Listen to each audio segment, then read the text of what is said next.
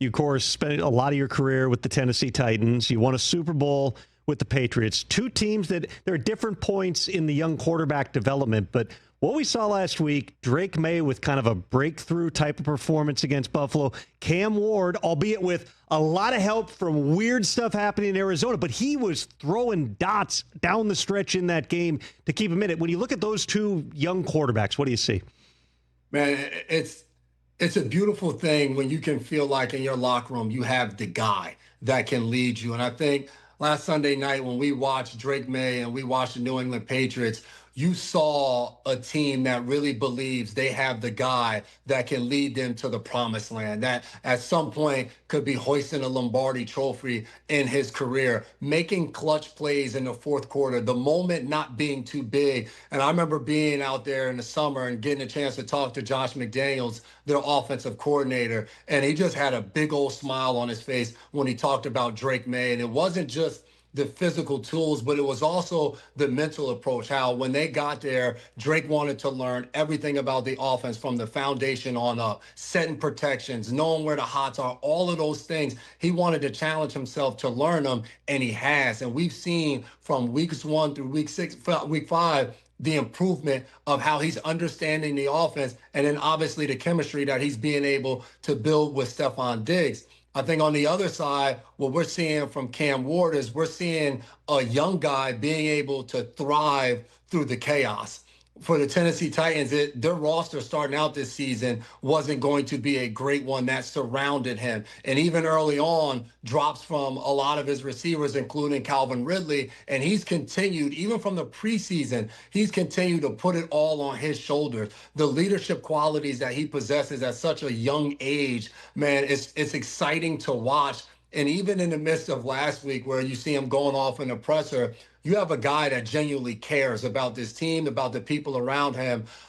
You just want to see them start to figure it out and move forward. And to your point, Cam Ward, I think, played awesome a week ago, and things had to go in their favor. The ball had to bounce their way, as we like to say, to be able to win that game. I don't know if that's going to continue to happen, but you want to see Cam Ward continue to get better for that offense. I'm glad you brought that up, the press conference the week before. That's where he was asked about the offense. He said, "We ass." That was his answer. Yep. I love the honesty. I love the bluntness, and it fits with what I see, and I didn't play in the NFL, but even watching the way that Cam Ward commands the huddle, when they were down a couple touchdowns the week before and it's the fourth quarter, and some guys would come out there, their shoulders are down, they're sulking into the huddle. Cam Ward is coming out there and like letting guys know, like, we are getting this thing going.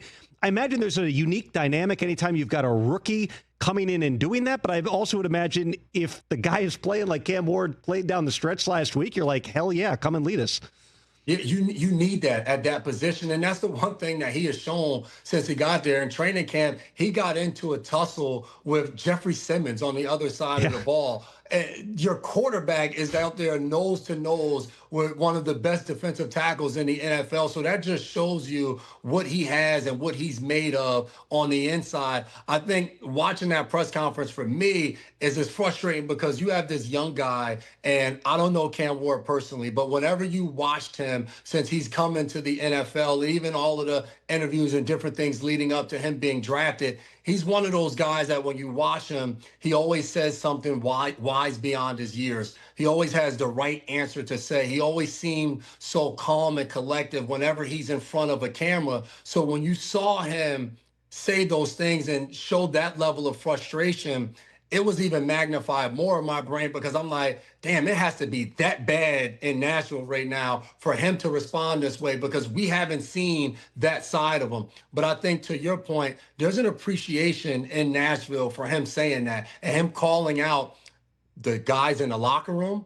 the coaching staff, the organization. When your quarterback, the guy you drafted first overall, is showing that level of frustration that early in the season, I feel like it puts everybody on notice. Because if I'm ownership and I'm Amy Adams Strunk and I'm watching that, I'm like, well, what the hell is going on there? Like, why is this guy that frustrated after a game? Like, who is doing him a disservice? Because I have to figure this out and get it corrected. Hey, you made it all the way to the end. Thanks for that. Check us out every single day streaming live on Disney Plus and the ESPN app 12 to 3 Eastern.